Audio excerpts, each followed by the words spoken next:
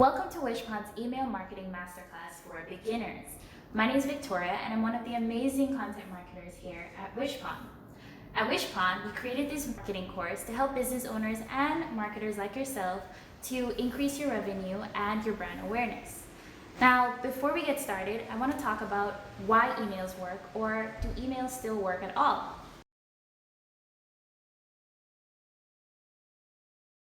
Along with those statistics are two real-life brands like Taylor Stitch.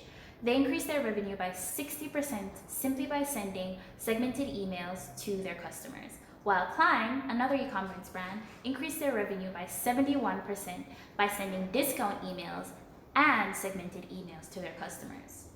And those two examples are just two of the millions of ways that email marketing can help your brand.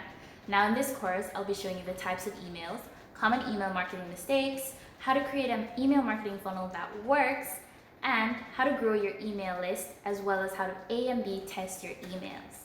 Now, before we go any further, I have a little bit of homework for you. Write down your email marketing goals. In part 2, I'll show you why.